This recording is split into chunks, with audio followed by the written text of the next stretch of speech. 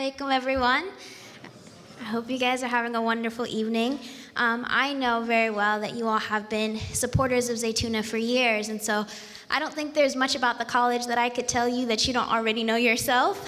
So I figured, like Brother Safir mentioned, that I'd tell you a little bit of my story, how I got to Zaytuna, what are some really valuable things that I've taken from this institution, and where I'm headed with what I've been given in these 4 years.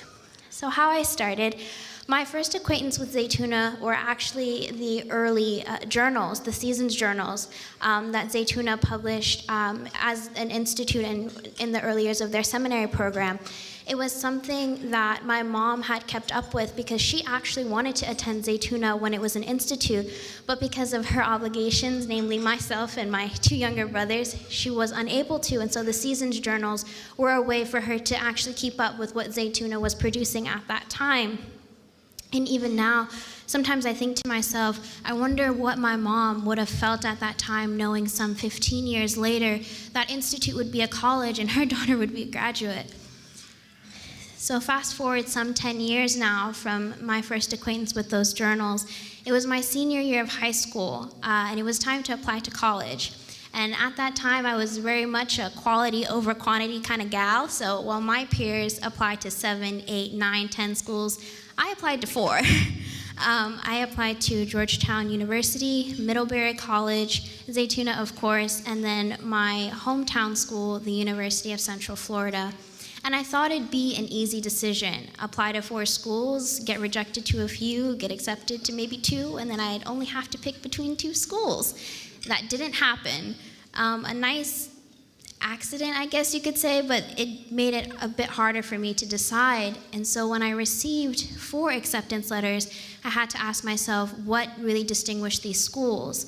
And for me, what distinguished Zaytuna in my mind at the time was this notion that you were going to learn for the sake of learning. In high school, I think a difficulty that a lot of students come across is you're learning for the sake of test taking. It doesn't feel very meaningful, it's very stressful, and I don't know how transformative of an experience your learning is. And I recall watching a banquet address that Sheikh Hamza had given maybe in 2014 or 2015, and he assured the audience and the supporters in the room that at Zaytuna, students would learn for the sake of learning. And at the end of the 4 years, you were very well intended to be a different person from where you started. So now I'm a freshman at Zaytuna, and at that time, and now I'm a senior. And I wanted to share with all of you some of the most valuable things that I've taken away from my learning experience here. I think the first is the community, our teachers, our staff members, our students. There's something very special about studying with a group of people who are God-fearing. It creates a very unique learning environment. When you know the person sitting next to you, the person working in the admissions team, your teacher, your lecturer in every class has the same end goal that you do. They want Jannah, they want the pleasure of God. It's an experience that you can only feel, and I can only hope to share that I'm very appreciative of. And then the second, I think Nida Ahmed had already mentioned in the video, is that I've learned here how interconnected subjects are. Prior to coming here, the Western tradition was over here, and Islam was over here. It was one or the other. It was secular or it was religious. And what really came through to me in my 4 years here is that the Western tradition is heavily rooted in God, is heavily rooted in morality and ethics, whether or not that's how subjects are presently taught today in high schools and universities, that's how it was intended to be. And so you find that when you study these subjects in their ancient form, they're very similar to Islam. And how ideas are approached and the conclusions that these philosophers, these thinkers come to. So now where I'm headed, surprisingly, I'm not doing anything law or theology focused. I actually wanted to go into clinical psychology because I believe in the way that it's been stressed to us at Zaytuna that intellectual wellness is important, thinking and conceiving of ideas in a proper way, in a sound way, aligned with your beliefs.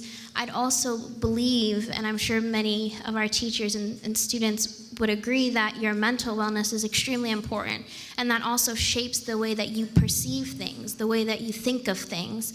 And so I personally want to contribute my the career that I pursue afterwards in my graduate education to developing people's mental wellness.